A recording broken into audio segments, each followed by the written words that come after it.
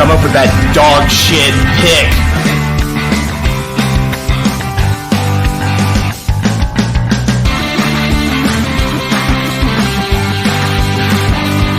What the fuck were we thinking? What the fuck were you thinking?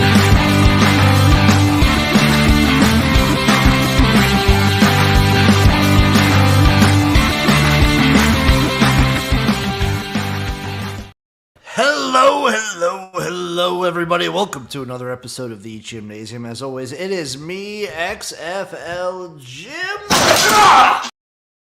And I am joined by the man himself, Chase Sessoms, a.k.a. the Wolf of Oaklawn. Oh, double. I love when you do it double. Double it up.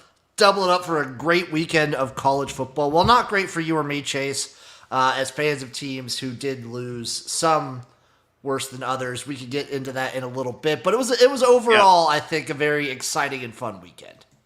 Yeah, it's certainly not a victory Monday, that's for sure. It seemed to be a fairly exciting weekend. I didn't get to watch a ton of it because I was in Branson, Missouri with the kids at Silver Dollar City, which was dope.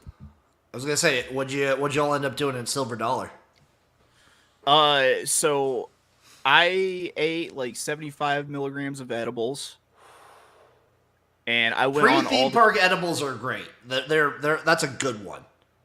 Yeah, so like, you know, high CBD ratio. I was just nice and loose, and I went on all the kiddie rides with my youngest daughter. Like, my favorite was what I like to call the brand neutral spin-a-fence. Like, they're the Dumbo elephants basically from like Disneyland, but they you know, it's Silver Dollar City and they're not Disney, so they're not the Dumbo ride. The non-copyright elephant ride. Yeah, do not resemble any Dumbos, living or dead. Yeah, I call them the brand neutral spin-a-fence. I like that. Chase, this is now, since I'm not on the phone for this episode, this is the first week that I don't know if you have. I haven't looked at the AP Top 25 this week.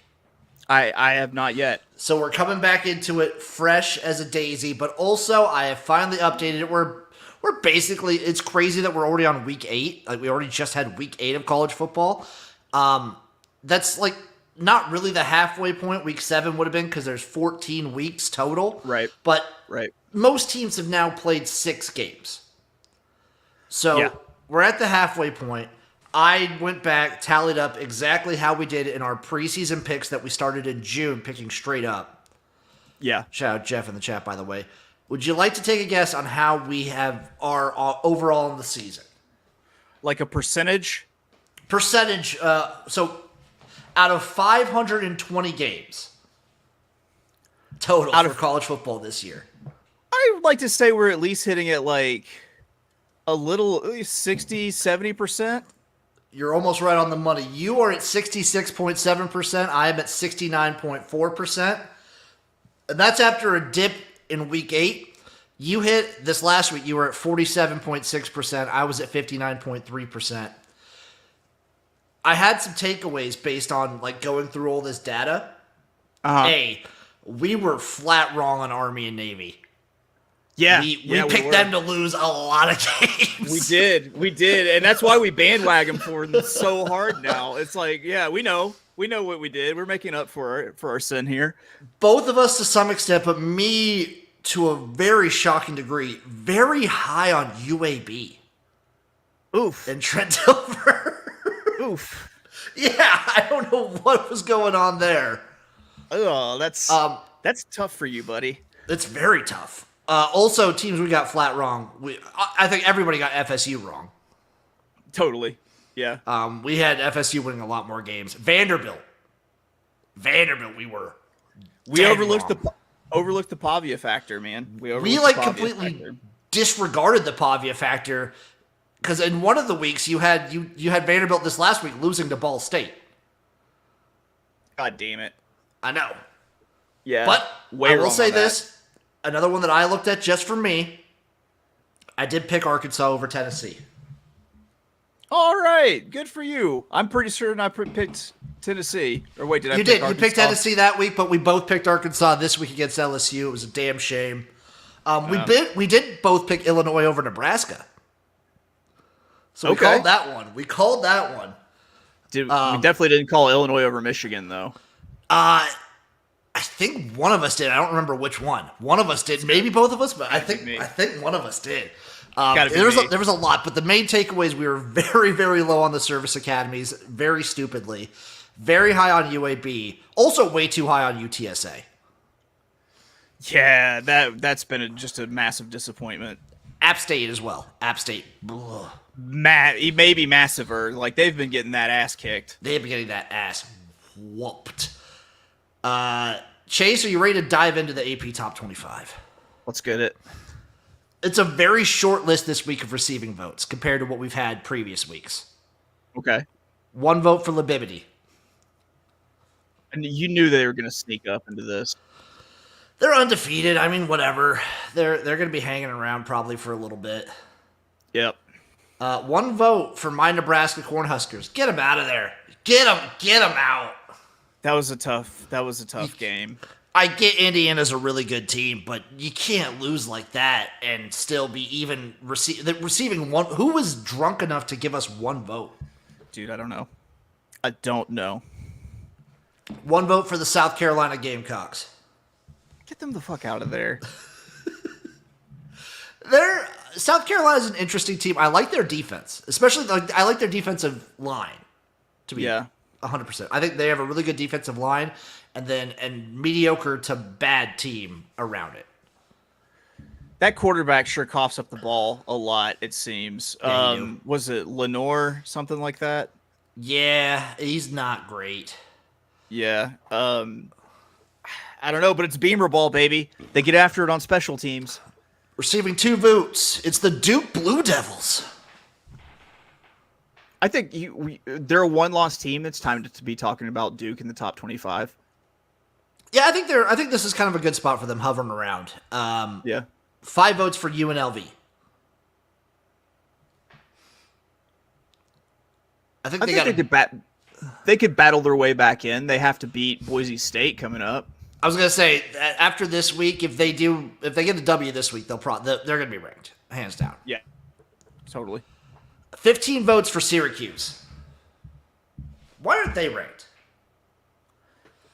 I don't know. They're quietly a 1-loss team, aren't they? Yeah. Did they lose to Stanford? Yes. That is their only loss. That's why they're not ranked. That's a bad loss. That's not great. Stanford's always good. That's right. Ugh. And then 46 votes for Washington State. Yeah, I mean, solid. They're the best of the 2-pack. And then Jeff is already spoiling it, but number 25, your Vanderbilt Commodores. Let's clap it up, everybody. Let's clap it up for the. I'm wearing my black and gold for Vandy right now. Let's go Vandy, dude. Let's go Vandy. The only thing going against Vandy is that goddamn Georgia State loss. That's true. That's a bad loss. Like, I'm licking my chops at the, being able to like really laugh at other fan bases whenever Vandy like rolls in and beats them. The rest of the season, just like, oh my god, you've all been nipped, you've all been Vandied. All of you have been Vandied. You know who could get Vandied this week? Is it Kentucky? Texas. Ooh. Oh, baby. That Johnny football energy is for Pavia is like enough to beat a team like that, dude. They're just coming off of an emotional loss to Georgia. I want it so bad. It could snowball really easily. It's also at Vanderbilt.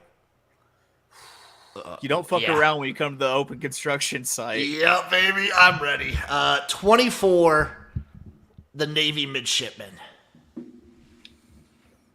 They could even go higher in my book. Yeah, they're absolutely shredding right now. They are demolishing teams. Absolutely demolishing teams. Their quarterback can throw a little bit. It adds a whole lot to the triple option, man. Speaking of which, at number 23, Army. Love it. I love that they're right next to each other. Maybe that's why they're this low, is because they had to get slotted next to each other. I had it in my notes too for the Army game, but I'm just going to mention it now. Should Bryson Daly, if he keeps playing like this, he should get an invite to New York. Totally.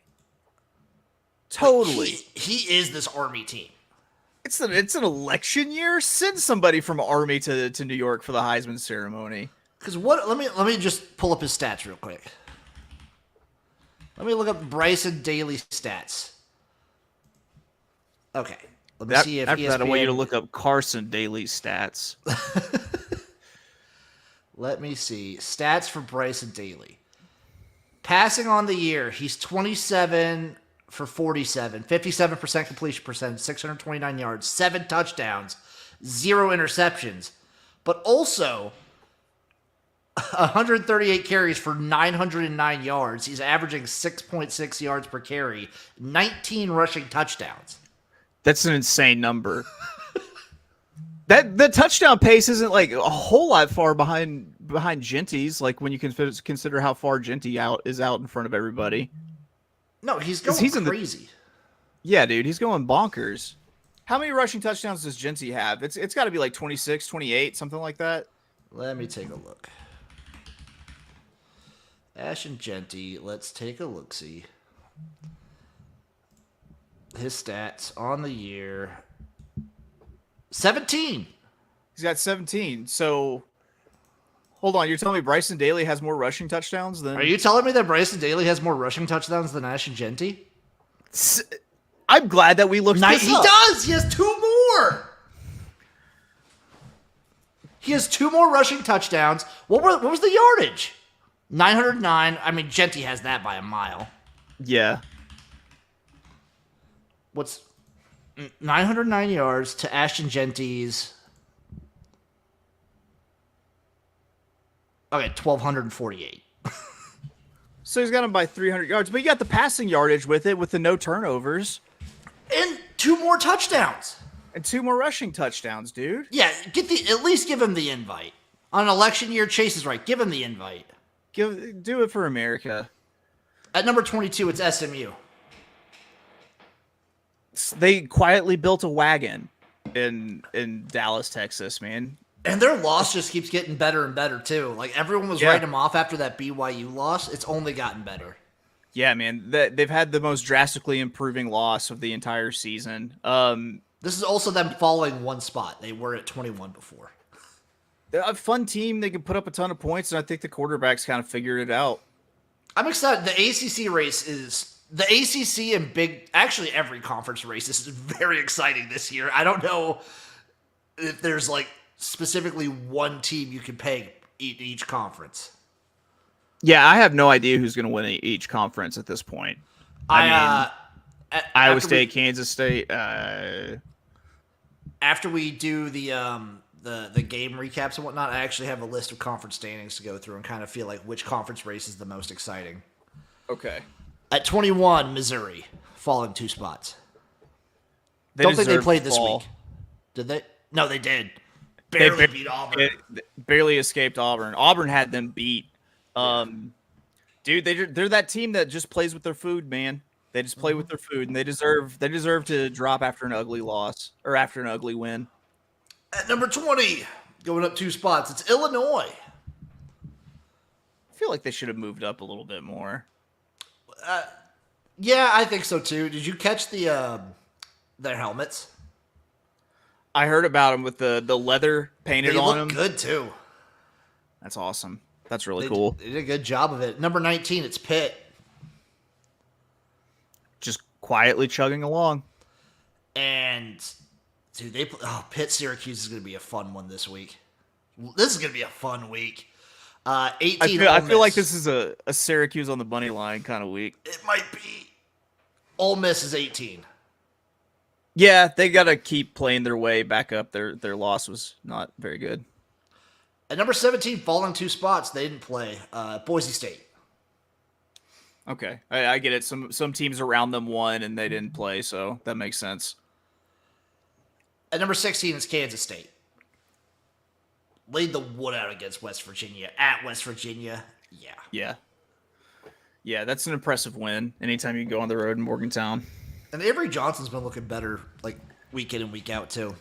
Jim, I just wish he would quit abusing his hair privileges. That's fair. There's a couple quarterbacks I wish would quit abusing those hair privileges. At number 15, Alabama, falling 8 spots. Yeah. Yeah, What's funny is they could still somehow probably make it into the playoff with 2 losses.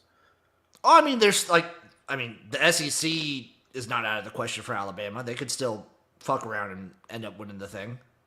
Man. That's 2 conference losses, which is tough.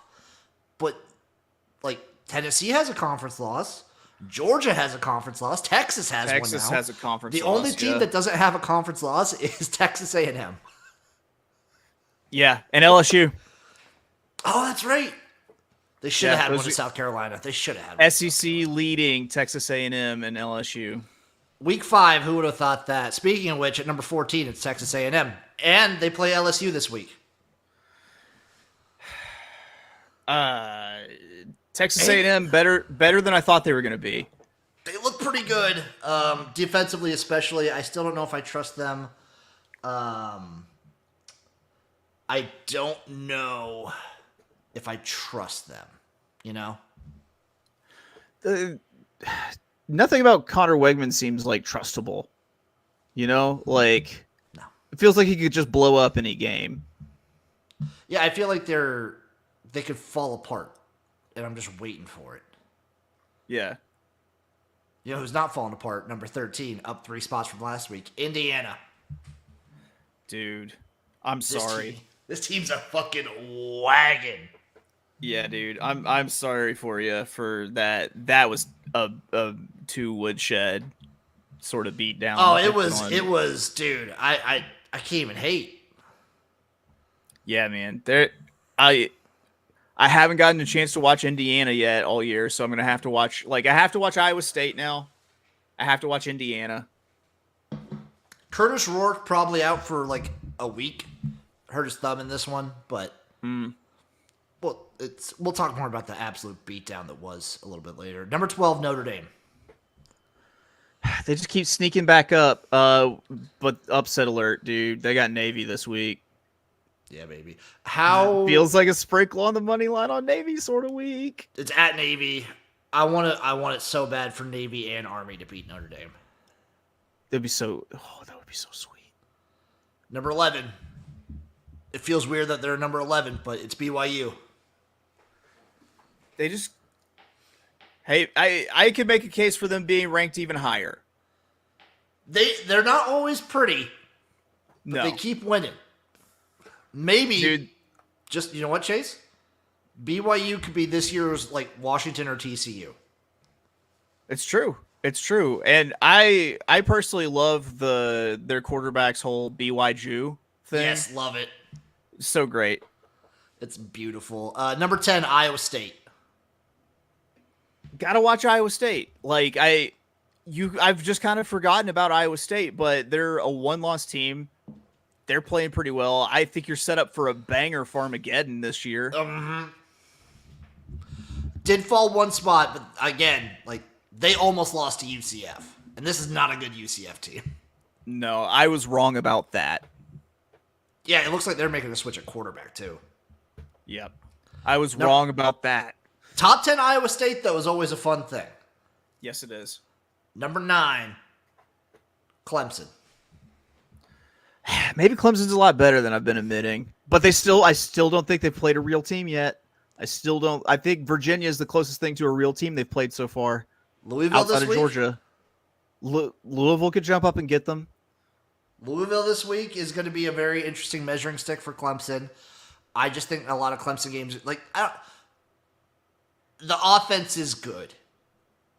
Like, it is. I don't think if when Clemson makes the playoffs, probably fade them there.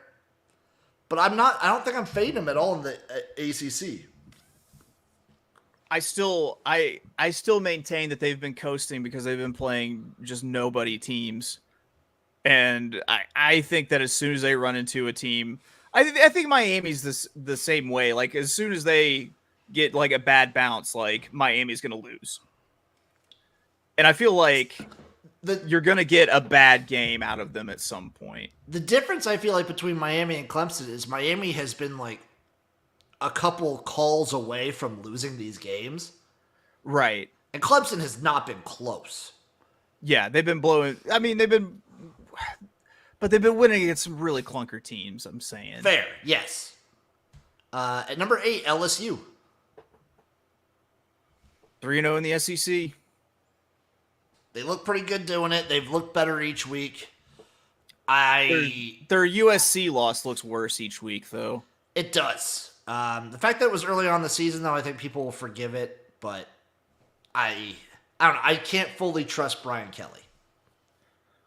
Oh, how can you trust a man who will just change his accent right there on the spot? Exactly. A man I can trust. Number 7, Tennessee, Josh Heupel. Fat Josh Heupel, he's hefty right now. Yeah, he was hefty. They jumped up 4 spots here. And you know what? They don't look good, but they get the job done.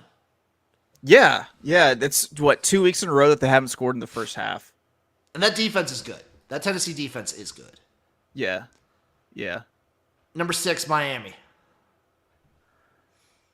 They're one call or one bounce away from losing so many games, and it's gonna bite them. It's gonna bite them at some point. Like, I know they got the horseshoe all lodged up their ass. What team were they like last year that also had the horseshoe just way up their ass? I mean, Washington to an extent. Washington did play a bunch of really tight. It's kind of like that. Like, a couple. They got like the weird calls. Cam Ward magic too. Like when he turns it on, it is something fun to watch. He's not always like we're due soon for a sloppy Cam Ward game. I think so. Or even just like a close game where it's just like a shootout and one thing doesn't go their way. Number 5, Texas. A deserved fall. They got pretty well handled at home. Yeah, they did. Yeah, I don't know if I don't see not keeping them out of the top 5. I still think they're a really good team. But Do you think Sarkisian's going to do like a stupid 2 quarterback thing? that was dumb, and I hope not. I really hope not. That's just not going to work for Texas. Again, this is a team that we talked about before this. What was the best team they played before Georgia? Was it Michigan? Was it Oklahoma? It might have been Michigan. And that's not saying much. That's really not. No. Number 4, Ohio State. Just quietly chugging along, even with the one loss. Just quietly. Just wait. They play Nebraska this week, baby. Is this the week you get them, you think? Oh, this is the week. We're Yeah. just rolling everyone to a false sense of security. We jump up. I want to see it, Jim. I'll give you a want stat to once see we it. go over the Indiana-Nebraska game because I don't think we will. Number 3, Penn State. Quietly chugging along. James Yeah. Franklin's going to James Franklin some shit up pretty soon, though. At Wisconsin this week is going to be an interesting one because like Wisconsin's been doing pretty dang good recently. Yeah. This would be a prime James Franklin in spot. And number 2, it's Georgia. Yeah, man, they played themselves back up. That was a sound ass whooping that they laid on Texas. It wasn't. They didn't even look good doing it. Yeah, they did. Number 1, Oregon. I mean, they've got the resume win over one of the best teams in the country. They're undefeated. They're blowing people out. Yeah, give it to Oregon. Yeah, dude. I don't really have too many gripes with the AP Top 25 right now. Me either. I think it's kind of started to shake out a little bit. I'd probably bump Syracuse in there. They got 1 loss. I'd probably kick Missouri out, put Syracuse in. Or Yeah. Ole Miss. Ole Miss with 2 losses is still... It's kinda tough. I don't know if I like them being in. I feel like if you're a 2-loss team, you should be just on the outside. I agree. Now, Chase, to get into some games I have here on the list, game by game. Western Kentucky 31, Sam Houston 14. I highlighted this one just for the specificity that I think Western Kentucky is the only team that can challenge Liberty in the CUSA.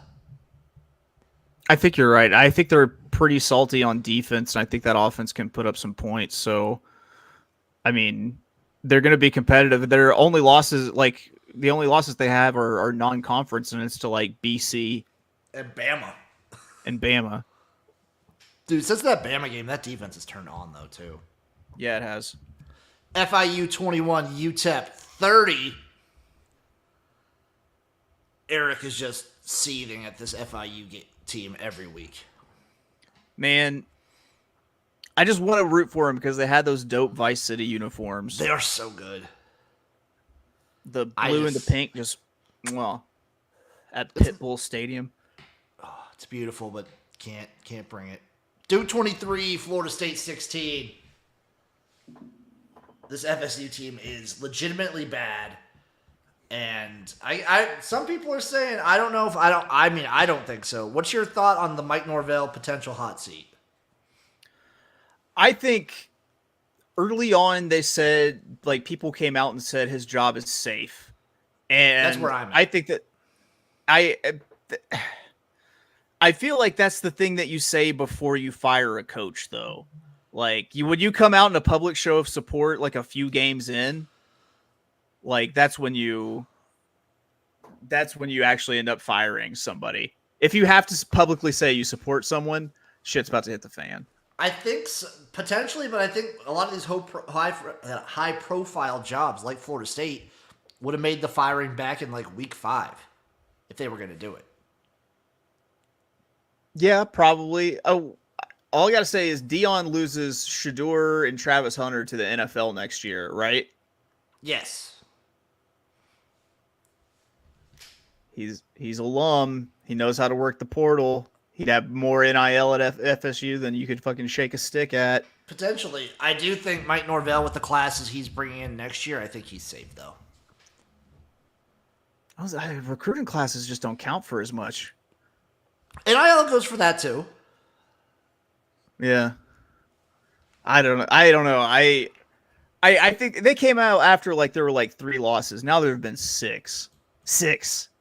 Yeah, I don't know how bad it can get, but we'll see. We will see this year. How many more losses in a row does Mike Norvell have to get to get fired? Personally, I don't think he gets fired this year with anything. So you don't think like I think if it gets 3 to, wins and he still keeps his job even. 3 wins. Let's say it gets to like 1-9. Like say his only win is Cal. Point. Yeah, going down the road, like he loses 3 more in a row. Like, does your opinion change? No, I think he's okay. I still think he's safe. Okay, we'll see. I hope he doesn't. I mean, I'm not cheering for the man to lose his job. It just feels if he does, he's getting picked up right away. I think. Maybe. If not for like a head coaching, like a coordinator job somewhere. Probably a pretty high profile one. He could be like a Alabama reclamation. Well, I guess Nick Saban isn't there to do that anymore. I mean, he could, dude. He would be. I think if he did get fired and was going to be a coordinator somewhere, he would be a hot commodity. Yeah, for sure. Oregon 35, Purdue 0. Oregon didn't get Purdue. No, they didn't. They're just a pretty sound football team, and they're pretty soundly beating the teams they should beat pretty bad. Yeah, and Purdue's probably the worst team in the Big Ten. I think we can confidently say that. I was going to say Northwestern, but I'm not sure if that's true. Northwestern's been putting up a fight. Yeah. Oklahoma State 35, BYU 38. They keep doing it. They just snuck it out. But for Oklahoma State, it looked like they kind of got Ollie Gordon going a little bit. Like he had a rushing touchdown right off the bat, which they really haven't been able to do all season. So maybe like it's looking up, but like it's not looking great. No, I mean maybe I wish this would have happened for Oklahoma State a few weeks ago, but also I don't trust their quarterbacks at all. I don't trust the pass game, so. And that dude is like 30 years old. How can we not trust him yet? I know, right? Absolutely insane. Yeah, Oklahoma State. This is nothing but a disappointing season for Oklahoma State, which means If Gundy's back next year, if he doesn't want to retire or anything, I'm all in on Oklahoma State next year. No expectations, Oklahoma State. That's what it's going to be. Fresno State 24, Nevada 21. Just good job, Fresno. Let's go Fresno State. Great to see it happen. I think the Mountain West has kind of turned into like a 2-horse race, but still. Yeah. It's a team that we always root for, at least. ECU 28, Army 45. You've run face first into the Army buzzsaw, ECU. It's just sick what they're doing to people. They're hitting their overs, like they're almost hitting the overs on their own. Mm-hmm. They're covering big numbers. Like they covered 17 this week. They pushed on 17. I got it at 17 and a half. I was pissed. But I think I might have got it at 17 and a half as well. Also, they caused the first coach firing of the season. ECU fires Mike Houston after this game. They were supposed to be the most improved team in the country, Jim. And they have been bad. They have been bad. Dude, I think it's just really when you have these two service academies and their offenses are like super clicking, I think it's so hard to stop, and they're just a complete buzzsaw for teams right now. Like, cause how do you prep for that? You can't. You can't. I'm seeing I didn't look at the game stats. We just looked at his season stats. This is why Bryson Daly. His stats here: he throws for 1 touchdown in this game and ran for 5 touchdowns in a game.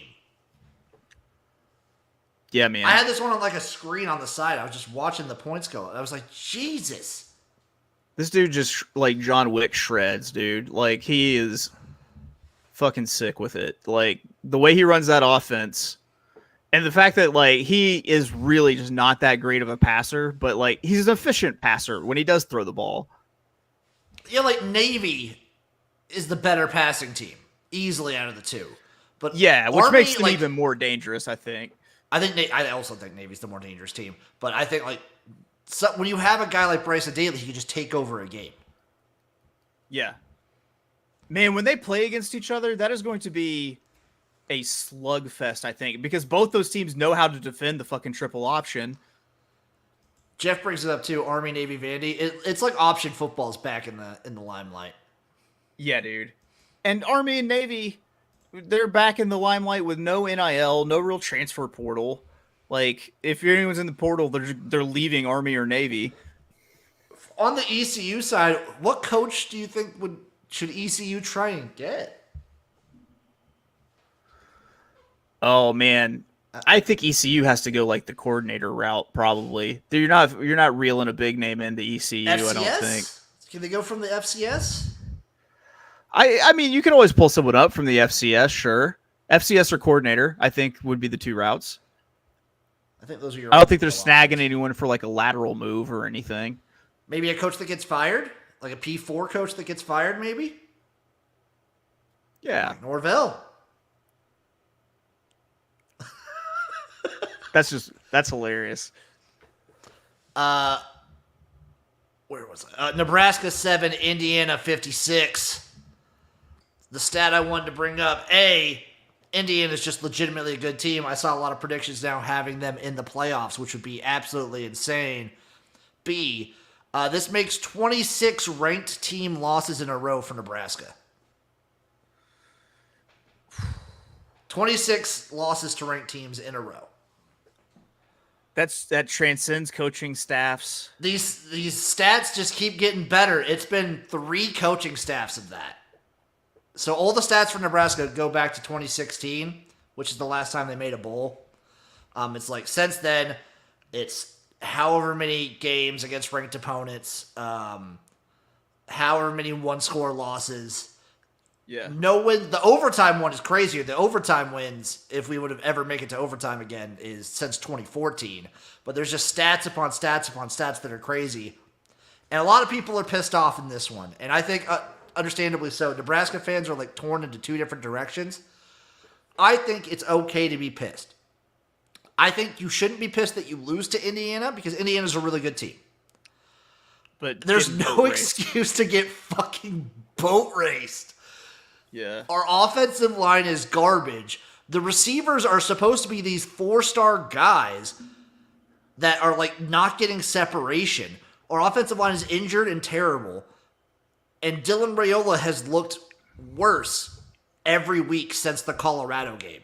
We have been getting worse as the season goes on. That's tough because you expect him to go the other way, traditionally. So a lot of people are saying heads need to roll, and I think probably I think the OC, we need to make an OC change probably. He's not far enough into his contract yet that you can fire Matt Rule. So I'm not even. But it's definitely an OC can go after this. Like Matt Rule stay. Matt Rule stay for sure. I think we're not on the quick trigger right now. Although it is very frustrating to see a school like Indiana get a first-year head coach and they're just turned around like that. Yeah, they're really good though. Different situation. They're really good. They're really good. They have a great coach, Kurt Signetti, with all-time quote, which I think it was last week, where they were asking him something about him. He's like, "Oh yeah, I just win. Google me." That's Beautiful. See, that's the opposite Dan Lanning. That's the big dick energy versus the Dan Lanning small dick energy. But he brought in a bunch of studs from JMU who are contributing a ton on defense. He brought in Curtis Rourke. Curtis Rourke, who, if you guys have been following the MAC at all for the last 3 years, has been a stud. Yeah. Yeah, stud at Ohio, dude. But this is another painful Nebraska loss. I thought we were over the embarrassing losses. Yeah, I think you rebound at least though. Who do you have next? Ohio State. You just got caught. You just got smacked in the mouth in a look ahead spot for Ohio State. Fair, but also this is off of a bye week. Okay, yeah. It's tough. It's tough. And when I go through Nebraska's schedule, Chase, remember, what was it? Week 3, week 4, I was on top of the world. I was like, oh, there's a chance we could win 9 games, maybe 10 games. And then now it turned into let's just battle it out for a bowl. Let's just battle it out for a bowl game. So we need one win. We got Ohio State, UCLA, USC, Wisconsin, Iowa. Man. We got to win one. I'll go through with my hogs what I see because I feel like we're going to be scrapping for a bowl game too, dude. You and me both, brother. If we don't make a bowl, I said at the start of the year, if we don't make a bowl, this season is an abject failure. Man, 20 lost 62 games against ranked teams. Really needed that Illinois win. It was 26, not 62. Yeah, 26 straight ranked opponents that we have lost to. Yeah, man. UCLA 35, Rutgers 32. This brings me to my next point that UCLA looks better. They do look better. Rutgers, what the hell? You can't let these kids come over, play at 9 a.m. their time, and let them not kind of manhandle you. They came back and made it a game late, but they were pretty well on top of Rutgers most of this game.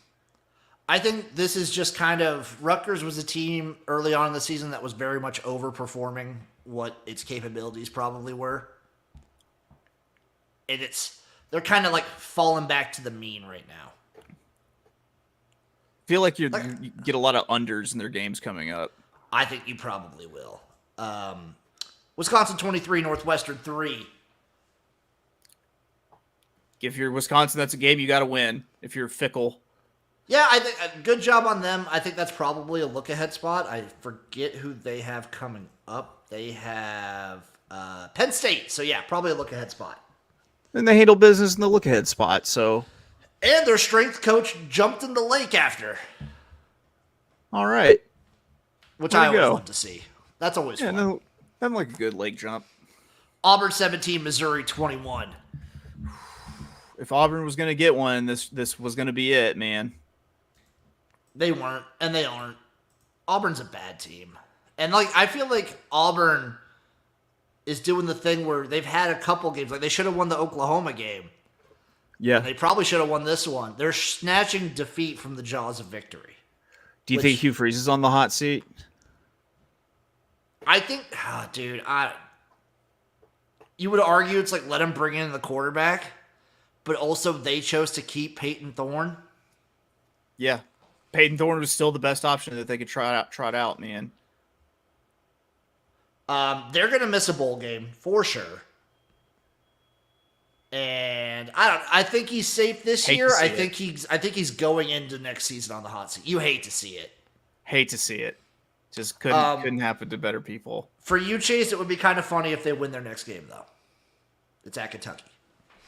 Oof. It'd be kind of funny. That would be kind of sweet. Be kind of funny if that's like their only win for the rest of the season. Yep. For Missouri, just stop. As one of the biggest champions of Missouri going into the season, they're not a good team. They're scraped by.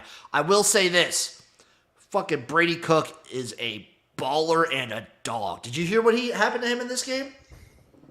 Mm-mm. So he gets knocked out in the first quarter, goes to the hospital, gets an MRI, comes back, warms up in the indoor facility at Missouri, which is kind of by the field, gets back in the game at the fourth quarter to lead them for the game-winning drives. That's insanity. That's fucking crazy, right? That's an episode of Friday Night Lights. That's a two-part episode of Friday Night Lights. That's fucking awesome. That's crazy. Like, oh my God. I have infinite respect for him. Oh, I hate though. Like, I literally hate to see it this time. You worry. I just worry for people that take shots like that sends you to the hospital going back into games. It wasn't a head injury though, so that was the thing. It was good. Okay. Oh yeah, it wasn't. Usually we say MRI. In my head it was a head injury, and that would be really, a Friday Night Light. That's where the Friday Night Lights thing comes in. Where was I? Wake 23, UConn 20. I just wanted to show you this clip. Wake is not having a good season at all, but anytime you get to see the slow mesh is a beautiful sight. Here's art for everyone out there. Oh, I hate it. I hate it so much. I hate it so much. Just look at him. Obnoxious. The most obnoxious thing in the world to me, and I don't know why. The slow mesh. It's disgusting. This is not how God invented football to be played. I hate the targeting rule. I hate the slow mesh. I hate the term complementary football. Oh, I hate everything about what I just saw. I think the only thing I hate the slow mesh so much that I almost love it.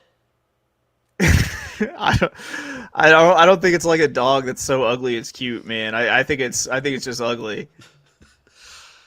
Miami 52, Louisville 45. What a fucking game.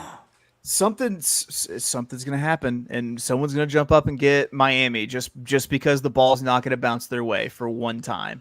Also, I feel like this has happened 3 weeks in a row now that they probably ended up getting the right call in this game, but Miami gets like a game-saving call again. Yeah, man. Yeah, hell of a football game though. Complete shootout. Like I think the over cash by at least the third quarter, if not sooner. It was chaotic. It was fun. It was everything you want out of a ACC like title race sort of game. Very fun. Virginia 31, Clemson 48. We already talked about it. I think Clemson's. Their offense is good. I think you could make a case that outside of Georgia, Virginia is the toughest team that Clemson has played. I think you could definitely make that argument. And I think that they've got Louisville coming up, and I think Louisville's exactly the kind of team that could jump up and get Clemson. That one's probably going to be a shootout. I'm looking forward to that one. Arizona State 14, Cincinnati 24. Good on Cincinnati for actually, they looked way better. Satterfield's actually not doing a terrible job this year. And it seems like Arizona State is either getting epic wins or just, terrible losses. To be fair, this was, their quarterback was hurt. This was a Jeff Sims led Arizona State. So, for those of you who are like me, who remember the Jeff Sims experience at Nebraska, They still got that Skatebo kid or whatever his name is. He was hurt. Oh, okay. Scatabo. Well, never mind. My criticism is no longer valid, Jim. Let's move to the next game. Yeah. Where did I have it? Right here. South Carolina 35, Oklahoma 9. You want to talk about a guy who's kind of getting himself on the hot seat? What about Venables? They fire coaches, man. I think another bad season. I think as if he has a third mediocrity, go to a crappy bowl season, he might even be gone. Well, the issue now is now you're in the SEC. You're competing with a lot of the big boys now. You need to show improvement here. And the big worry for me is as the season's gone on, their defense has looked worse. Their offense is non-existent. But the biggest thing for me, and what I've always thought has been Oklahoma's biggest strength, even on down years, is they've always had a consistently good offensive line. That has gone completely by the wayside in recent years. Yeah. And I mean, they're not even hanging their hat on defense like you would expect a Venables team to be able to do. I understand that they lost Dylan Gabriel at quarterback, but it wasn't even a particularly good offense whenever Dylan Gabriel was there. No, and they're like a worse version of Michigan at this point. Fair criticism. Which is, So they need 2 more wins to go to a bowl game. They get one at Maine. Their other best shot is at Missouri. Because they do at Ole Miss, Maine, at Missouri, Alabama, LSU. If they don't make a bowl game, he's probably... Yeah. I don't know. I think there's a lot of situations in college football that I don't think people are fired this year, but are coming into next year on the hot seat. Yeah, no, I agree. I don't think he'd be fired this year, but yeah. For South Carolina, just good defense. 2 defensive touchdowns in the first quarter. They're the Iowa of the SEC, which is kind of fun. Yeah. Central Mich 34, Eastern Mich 38. Don't fuck with Eastern Michigan, baby. If Western Michigan won their game, do we consider this a victory week for the victory video? We do when they did. Western Michigan 48, Buffalo 41. What a week for Directional Mich. I got it here somewhere. Where was it? Where are you, baby? Here it is.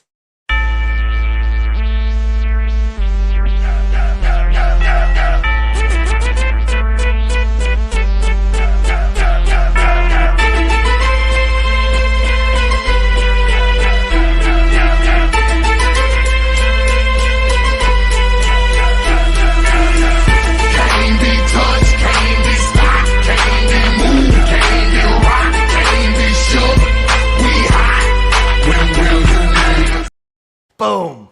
That's what you get. 2 out of 3, and it was impossible for a third to win this week, but good job both Eastern and Western for getting dubs. Yeah, and for Central, you still get a win because you competed against another Directional Mich. And it was close. That was a close Everyone game. wins when Directional Mishes knock heads. Damn right. Toledo 13, NIU 6. I just bring this up because it's hilarious that NIU's not doing that great in the MAC. Yeah, that makes Notre Dame's loss look terrible.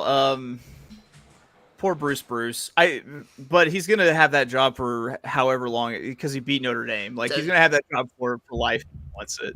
And they're always. I mean, the MAC's crazy. The MAC, they could win the MAC next year. Who knows? They could turn. The MAC is the most you could go from worst to first easier than any other conference. I think. Up next. UAB 25, USF 35.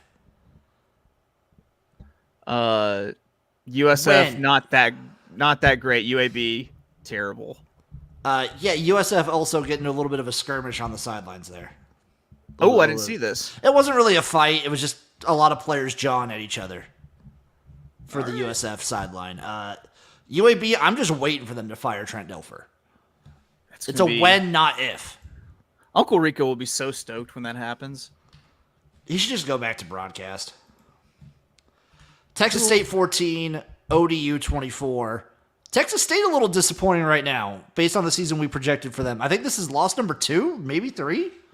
Yeah, I think it's the third. Because I know they definitely had the Arizona State loss. They lost to somebody else. Was it Sam Houston? I think so, because Sam Houston only has 1 loss. Texas State. Yeah, they're 4-3. They've lost to Arizona State, Sam Houston, and ODU. And ODU, that's tough. Yeah, ODU's like whatever this year. They're nothing great, but they have a couple of these weird wins. True. I think the Sun Belt West is going to be interesting going down the stretch. I think so too. It's gonna be very. We'll talk about it. I got the whole conference breakdown coming up after these games, but it's gonna be very interesting. Charlotte 17, Navy 51. Pawns away, right? Putting it fucking on, dude. And Charlotte, you know what? You had a nice 2-week stretch. You were never gonna win this. No. NC State 24, Cal 23. I'm sorry, Cal, that I'm like rooting for you guys, and now this is happening. They're 0-3 in the ACC. Man. By a combined, Chase, they're 0-3 in the ACC by a combined 9 points. That's so tough. They might have talked too much smack. They might have talked just a touch. Getting billboards in Charlotte and Atlanta talking about them. That's great. That's great. Like, I'm just saying it is great. Don't get me wrong. I love to see it, but like you might have talked just a little bit too much smack. It might be getting your comeuppance for it. I think this is like where Cal lives though. They're fine. Like they're used to losing and being disappointed. It's a weird space. I think they're just happy to like they're in the public eye. Yeah, I think and they've put the Calgorithm on the map. You know. Damn right. Alabama 17, Tennessee 24. This game was atrocious for a good chunk of it. Yeah, it was, but it's a great win for Tennessee. I'm not sure if I'm behind them tearing down the goalposts again after you beat Alabama just a couple of years ago. Yeah, I don't. Whatever. I mean, you got the cigars. That's cool enough. Storm the field. Okay. Goalpost. A little much. Also, Nico, like a lot of overthrows in this one. Yeah, he looked like he might have gotten hurt for a little bit. We had to come out for like one play. I don't know. It just kind of who wanted to out sloppy the other team for most of this game. Yeah, and Alabama though they tried to do the whole thing with Ryan Williams, and sorry, it's not a one-man show. No, it's not. Michigan 7, Illinois. Oh, go ahead. I saw on Twitter today that he's the only 17-year-old to lose in Neyland Stadium. Ooh. That's fun. Yeah. Michigan 21, Illinois 21 at Michigan 7. Get birded. Illinois is just a good, well-coached team. They're just good. Yeah, man. I'll admit that I haven't gotten to watch any Illinois yet. Do they pound the rock, Jim? They got a good quarterback who's running the ball and he's efficient with the pass. They got a pretty darn good defense. They're efficient and they run pretty well. They're just like overall efficiency is what I think when I think Illinois. I can't wait for him to walk into Wisconsin for a game. Oh, that'll be a good game. Yeah. Notre Dame 31, Georgia Tech 13. I'm not going to take too much away from this. Georgia Tech, Haynes King was out, so. Were we a little bit higher on Georgia Tech than we needed to be? So after looking about a lot of stuff, we were pretty high on Georgia Tech throughout the season. Yeah. They're fine. They're feisty. Yeah. Yeah. Colorado 34, Arizona 7. Colorado's been looking pretty good. They do look good. They're a well-coached team, man. We talked about it in the college football or in the conference previews that, man, they were the hardest team to predict what they were going to do for the entire season. And now I feel like they're even kind of hard to predict what they're going to do each week a little bit because I feel like they're coming in spots a little bit as underdogs sometimes, and they're not like huge favorites in anything. No, I think you're going to be able to keep a lot of games close. They have a very potent offense. Their defense has been getting, especially their run defense, has been getting better each and every week. And I stand by it. If Colorado can run the ball on you, you're toast. You're done. Baylor 59, Texas Tech 35. Saw none of this, but wow, Baylor put up 59. Yeah, against a team that was like leading the Big 12. Texas Tech's defense is Texas Tech's defense, and it has been all season. Someone was going to get him. I just didn't think it would have been Baylor. Good on you, Baylor. I still think that's like almost a dead man walking. Yeah, Dave Aranda's got to be gone. He's got to be gone. Man, do you think, like, if you're the coaches of Texas Tech and, like, before you go into the game, you say you're going to score 39 points this week, that you're like, all right, we won? I just, based off Texas Tech, like, their whole deal this entire season has been zero. It's like classic Tech. They're playing almost zero defense. What is it? Like, dude, their first game of the season was an overtime win against Abilene Christian, 52-51. Yeah. I don't know what you're doing. They completely house our North Texas Mean Green, though. Yeah. That was the crazy one. I thought North Texas would have been able to put points, but every other game, it's like 8-point win against Arizona State, 3-point win against Cincinnati, 6-point win against Arizona. Someone was going to get them. Yeah. That Colorado game is going to be like 100-point total. Oh, that's going to be so much scoring. There's going to be so much scoring. USC 28, Maryland 29. Terps, baby. USC is another team that's just been like snatching defeat from the jaws of victory recently. Dude, like how upset with Lincoln Riley are you if you're the USC fan base? Very. And I will mention it every week. At this point in his tenure, Clay Helton had a better record. It's true. I saw that stat the other day on television. Yep. Yes. It's very fun. He's got no excuses at this point. Zero. And, like, I don't know, man. Next year, he'll be on the hot seat. He's another candidate for, like, coming into the season on the hot seat. I mean, he had a Heisman winner there. I feel like he's done less with more than anybody out there. It feels that way, right? Talk about it, dude. If he gets fired, if he would be an OC somewhere, just let him call the X's and O's. Yeah, I think that might suit Lincoln Riley just fine. That would be hot. A&M 34, Mississippi State 24. Mississippi State put up a fight. This was sort of a slop game, but like I don't know, A&M keeps winning it. Yeah, much to my surprise and chagrin, A&M keeps winning football games. I don't know how they're doing it. I wish it would stop, and I'm tired of seeing it. I will say this: if they keep this up, I think A&M Texas at the end of the year is going to be a massive game. You know that like the musical "The Best Little Whorehouse in Texas" is based off of the Texas A&M game and the trip to the whorehouse, the chicken ranch after. That's beautiful. You're aware of the Best Little Whorehouse? I've heard of it. I know. Dolly Parton and Burt Reynolds. It's fucking great. I need to watch it. Yeah, man. Damn it. Dolly LSU and all over the place. LSU 34, Arkansas 10. Oh. I got to think that even with the bye week, this is a letdown spot after playing Tennessee. I think it almost has to be, right? Yeah, I think our defense is a little bit better, but I'm going to be honest, dude. I see only 2 more definite wins on the schedule. You only need 2. And if they don't, but what I'm saying is if they don't get one of these, or, both of these, it's tough. It's real tough. Then you're talking 4-8, 5-7. I think the most likely outcome is either 6-6 or 5-7. And if it's 5-7, then it's likely Mississippi State. We get got by Mississippi State. Who's playing a little feistier, but also I don't know, man.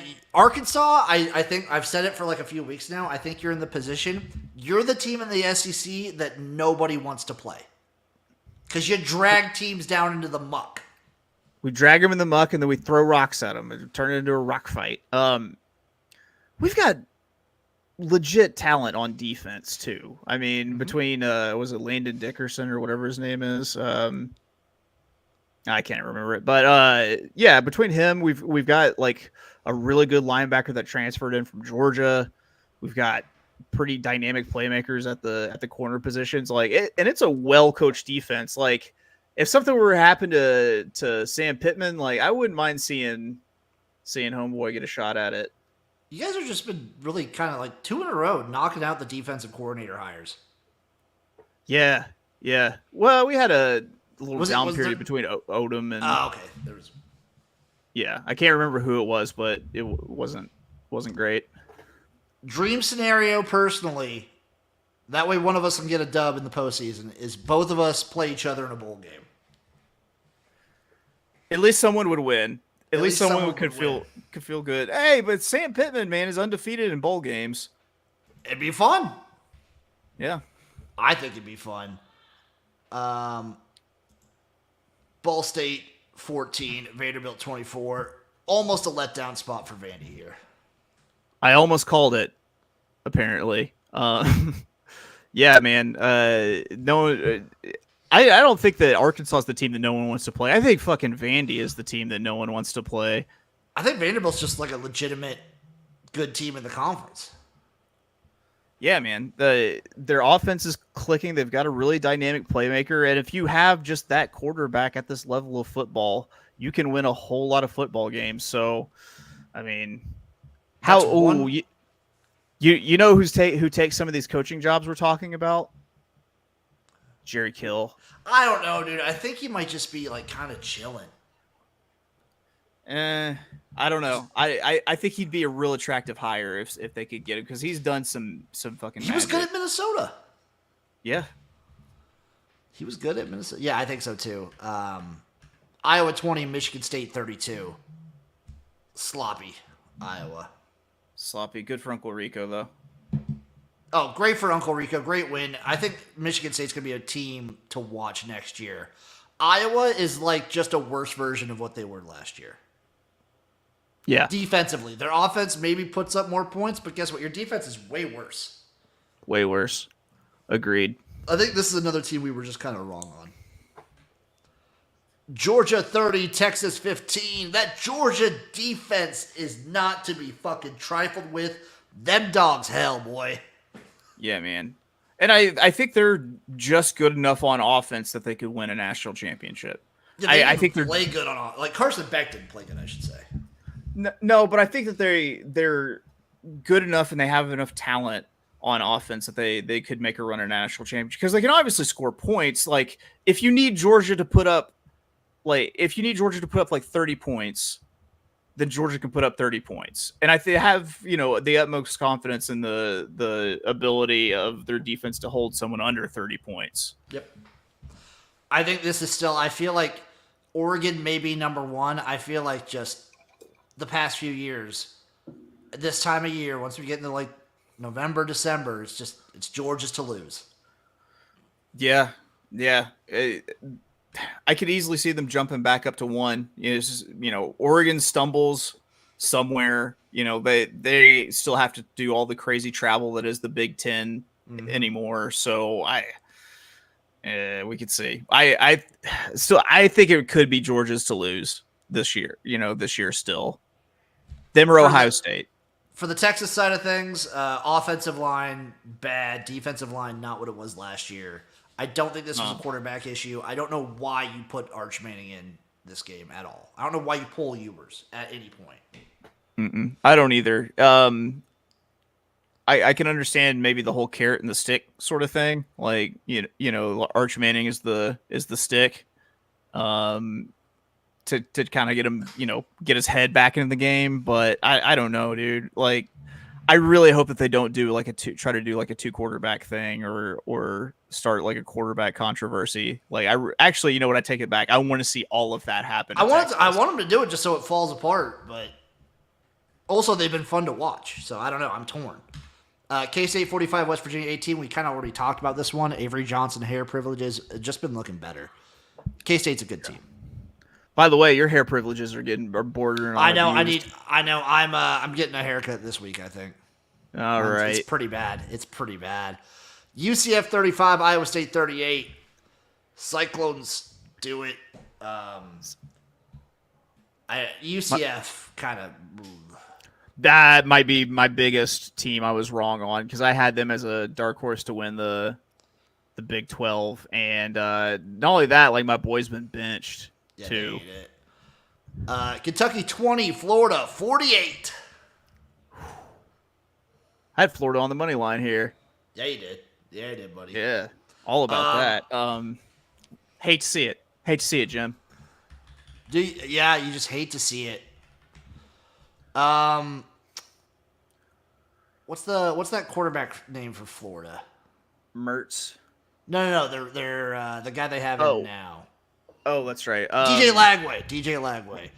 Yeah. Is putting Lagway in is Napier kind of like they look good with him in? Is he kind of like saving his job a little bit? Maybe. And Mertz got injured, didn't he? No. I mean, he got hurt a little bit, but then they just he came back and they pulled him. So I thought he had hurt his knee. It's been the Lagway show, and he's been throwing deep balls. Kind of seems like that whenever Graham Mertz is in there, that's kind of what they're missing. Everything seems to be underneath a little bit, like either that or they're running the ball. So maybe you needed someone to come in and take the top off, We'll see, because guess what? 2 weeks, it's the cocktail party. They get a bye week this week, and then it's Georgia. I don't give them a shot in hell. I don't either. That's a game Georgia just snuffs the light out. Unless, who do they have after Georgia? At Texas. No, after. Or sorry, Florida has them after. Texas yeah, after. Sorry. Yeah, so Florida goes Georgia at Texas, LSU, Ole Miss, Florida State. Okay, who does Georgia have next? Georgia, after Florida, has at Ole Miss. Florida could be I don't know. Yeah, I think they're both off of a bye week going into that game. I think Georgia lives to just dominate that one. Do you think where do you rank that rivalry? Do you think they get real up for that game? I think it's a decent hate-filled rivalry. It's maybe tough now because Georgia's been dominating so long. Yeah, overall, would you say it's a top 10? I'd probably put it top 10. Somewhere maybe the 9 to 10 range. I think it maybe fell out of my top 10 because it's not the cocktail party anymore, technically. I still call it that. I still call it the Red River Shootout. I don't give a fuck. Yeah, we should put that in your brain. Bracket season, ranking all the college football rivalries. That's a pretty good one. That'll be a good one. Where was I? SMU 40, Stanford 10. SMU just been dogging fools. SMU 40, Stanford 10. Man. Rhett Lashley, touchdown Rhett Lashley. They figured it out. They've got a pretty good quarterback going who's kind of commanding that offense, and they're going so fucking fast, man, that they're hard to stop. They're so fun too. Yeah, I love this SMU team right now. UNLV 33, Oregon State 25. Big matchup this week, UNLV Boise State. Playoff implications, baby. Yeah. This is I love that these games at this point in the season are seriously consequential. Love that about the P4 now, or the P5 or whatever. And you want to talk about a team that at least two of us were wrong with, me and Eric. TCU 13, Utah 7. Whoa. Cam Rising hurt. Out the rest of the season. Yeah, of course. Do you think he's going to get another year? He did. He gets another year of eligibility. How? That's seriously going to be year number 8, right? I think it's 8 or 9. Dude, I remember when a guy from Arkansas got a 6th year, and I thought that was bananas. Okay, 8. And then this COVID will be year happened. number 8 coming up. That's crazy. Do you think he transfers? Man, does he have any tape over the last 2 years? He's got 2.5 games. Jesus Christ. Well, you could just show him the Rose Bowl tape, I guess. You can do that. You know kind of where I would want him to go if he does? Louisville. I think that'd be fun, right? Could be fun. Could be fun. The thing with him, I'm out on him finishing a season ever again. I'm just out. Okay, so I wrote down some takeaways, Chase. I want your takes on my takes for this last week. First take: what the fuck is even the Big 12? It's an amorphous blob that no one can really define anymore. It stretches from sea to shining sea, and it is pretty interesting football because there's no way of telling what's going to happen in the Big 12 down the stretch. Also seeming this year, parity in the SEC compared to like previous years is kind of nuts. I don't ever remember this much parity. Like, if you would have told me before the season either Georgia or Alabama wasn't undefeated at this point, I'm not sure if I would have believed you, even though they played each other technically. There's no SEC team undefeated, right? I don't think so. I think everyone's lost a game. Because even the teams that are undefeated in the conference have lost non-conference games. If you would have told me that no SEC team by week 8 was undefeated, I would have not believed you. Yeah, man. I think it's the good thing about NIL. Like, I think it's actually made parity happen in football because, I mean, maybe the teams aren't as good anymore. I don't care. It's fun. It is kind of fun. They are a little bit like mercenaries. And then a sub take on that one is I feel like Kalen DeBoer has turned Alabama into Washington, and the fact that they ride the tightrope and play a lot of close games, and they're going to play a lot of close games. And he played a lot at Washington, won a lot at Washington. You don't win them all. No. Do you think that it's just a down year for Kalen DeBoer then? I think so too. I think also he needs like an all-around great quarterback, and as good as Jalen Milroe is, he's not the passer that Kalen DeBoer kind of needs for his. He can throw the ball a fucking mile though. Oh, he can throw it a fucking mile, but anything intermediate, forget about it. Yeah, he's got talent around him. It could be a really good team, but I don't know. It is kind of turned into a Pac-12 shootout kind of team, hasn't it? It kind of has, because their defense is not that good. No. Now, Chase, we're going to go conference by conference. I'm just going to go through the standings real quick. I want your fast take on where the positioning of this team is. We're going to go alphabetical. So starting in the AAC, we're going to start bottom to top. So at the bottom, you have UAB. Yeah, that sounds right. Yeah. Next up, Tulsa, which makes sense because I forgot about Tulsa. They're one of the most forgettable teams in the country. They got a big win this week, though. They did. No. Did they win or did they lose to Temple? Or was that earlier in the season? Oh, they did lose to Temple. That's right, because I was thinking, what kind of losers lose to Temple? That's the answer. Tulsa are the that's kind of losers. That's the kind of loser. FAU up next. Disappointing. Yeah, Tom Herman needs to step it up. Rice. That's probably the team I was wrongest on. How are they not at the very bottom? They're the most confounding team ever. They are a confusing and an enigma of a team. No one knows how to do it. They're 2-5. It's because there's a lot of 1-3 teams in the conference right now. Yeah, but they're weird.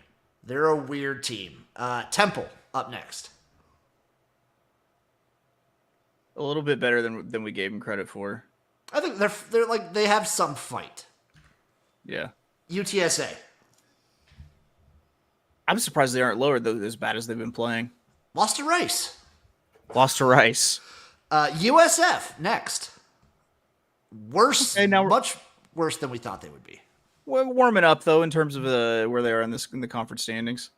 ECU. But below ECU, that's terrible. Well, we've had a coach fired, so it's time to bet ECU. It is. I'm going to be getting on ECU this week. North Texas. Now we're getting to like the actual good teams. North Texas. I think their only hiccup on the season really was that loss to Texas Tech. Yeah, I think so. They're 5-2. They have a pretty good season. I mean, they kept it sort of close with Memphis. Yeah, Memphis pulled away. That Texas Tech game was like terrible for them. But outside of that, they've been a pretty good football team. Yeah, they're. I'm very intrigued. November 9th, they play Army. Yeah, That could be a shootout. that could be. Up next, Charlotte. In the top 5 of the AAC. Well, I think I don't know if we're supposed to respect Biff Poggi now, or if we're supposed to disrespect him. I don't know how this all works when they're winning games. We'll see. We'll see if they can keep that up. Their wins are against Rice and ECU. Yeah. In conference. Up next, Memphis. Kind of disappointing. Yeah, that defense is trash. Tulane. I think Tulane's better than we thought they would be. I think I was fairly high on Tulane still, even without Willie Fritz. I think it's more because I just can't let the fighting Squidbillies go, dude. Like, that's the best logo in sports. It is so damn good. And then Navy and then Army up top. Yep. Next, I think I'm just gonna blast through these other ones. We're gonna go like top 5. ACC: Clemson, Miami, SMU, Pitt, Duke. Any surprises? Duke. Yeah, Duke's kind of surprising for me. Pitt's a surprise as well. Yeah, and then you have FSU, UNC, Cal at the bottom. I think the only surprise that I have is FSU. I could see UNC having a down year with no Drake May. I definitely could too. Big 12, BYU, Iowa State, Kansas State, Texas Tech, Cincinnati is your top 5. You really want BYU to pull it out, right? Dude. Either them or Iowa State, because I have a future on Iowa State, but I would love BYU pulling it out. What's the future? Is it to make the playoff, or is it to... No, Iowa State to win the Big 12. Ooh, what'd you get that at? I need to look. I think I got it like 12 to 1, 10 to 1. Nice. Like pretty good. CUSA, Liberty, Western Kentucky. Your Jacksonville, Jacksonville State still right there at 3rd. Sam Houston, FIU. Sam Houston's a really good football team, man. I think they're probably my biggest surprise because they're having the biggest turnaround from last year to this year. Jacksonville State a little bit underwhelming. I think so. I think really CUSA's like a 2-horse race between Liberty and Western Kentucky.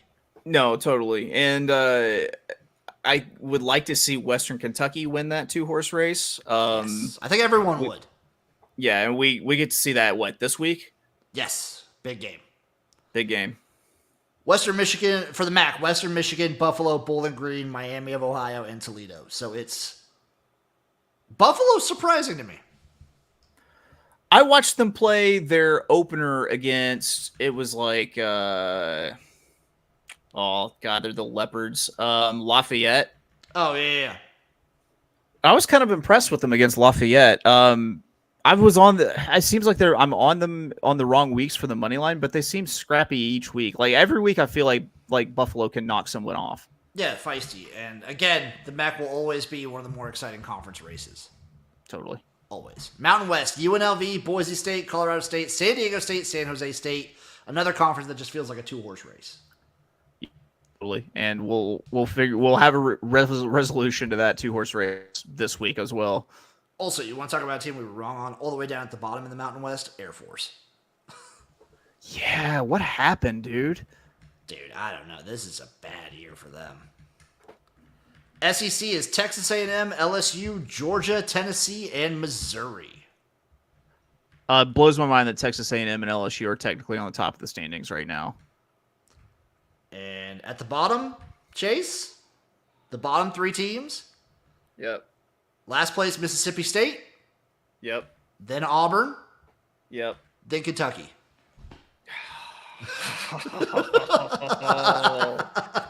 It just feels so warm and good all over my skin. I thought I've got like goosebumps, but they feel warm. They don't feel cold, Jim. It's amazing. God, that was like serious ASMR that you just did to me. I thought you would like that. Big Ten, Indiana, Oregon, Penn State, Illinois, Wisconsin. Maybe Wisconsin being up in the top 5 is a little bit of a surprise, but not too far off. I think a lot of these are like tied. Like Wisconsin. So Ohio State's right there too. Ohio State, Wisconsin, Illinois all have one conference loss. Penn State, Oregon, Indiana, obviously undefeated. Yeah, well, the obvious surprise is Indiana. Yeah, that's the crazy one for me. Sun Belt, in the East, you have Georgia Southern, Marshall, ODU. In the West, it's Louisiana, ULM, Texas State. Texas, what if I had told you that ULM was going to be ahead of Texas State in the conference standings at any point in the season, much less this far along? Dude, if you would have told me that ULM, what's their record right now? They're like 6-1. 5-1. 5-1. With an only loss to Texas. To fucking Texas. Yeah, I would have called you crazy. This team, ULM could fuck around and win the Sun Belt. Absurd. What were their odds? I have no idea. They had to have been in the 30s, maybe 40s, 50-1. Let me take a look at Vegas Insider, see what it was to win the Sun Belt early on. If they had it, futures odds. Is this opening odds? They were 400-1. 400-1? Plus 40,000. Like, man. How would you like to be the guy with that ticket, dude? That would be. Oh, that feels good. Yeah, man. Good for ULM. Is that still? Wait, that's not still Terry Bowden though, right? No. It is. It's so the funny part about the whole Dilfer situation is that the guy who's coaching ULM right now, he was the interim at UAB. He was the interim at UAB. That's right. Beautiful to see. Chase, at this halfway point in the season, last question. We're not even going to talk NFL today. Screw that. Who was your national championship? Like, what is your national championship matchup right now at this halfway point? I'm going to say Georgia.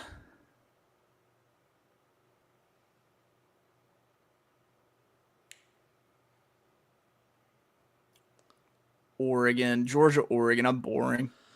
I'm going to do it. I was going to say Georgia wins, but I'm going to have Georgia, Indiana. Georgia, Indiana? Dude, I'm thinking Indiana's going to be that team that makes the magic run and then, like, gets blown out in the national championship. Could be, man. It's happened, it's tough. 2 years in a row now? They look good and all. That's 4 games, man. You got to win 3 games to get there. Unless they get the bye. I guess they could get the bye if they win the Big Ten, right? Yeah. They could get the bye. They could get the bye. I wonder what the odds on them to get the bye would be. What are Big Ten future odds? Let's see what the odds are in the Big Ten right now. Let's take a look, and then we will get out of here. If I get my internet to work.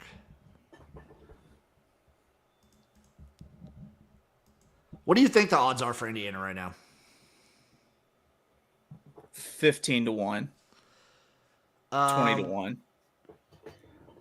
14-1, 16-1, 15-1, depending on where you shop. Opening, they were 300-1.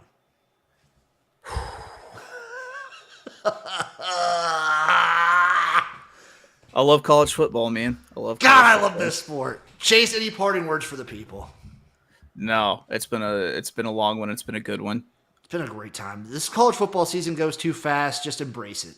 Enjoy it while you can, folks. It's already week 8. Just hug it. Hug it tight. I'm still feeling warm from that Auburn, Kentucky. That factoid? Yeah, that got me all feels good. Goosebumpy.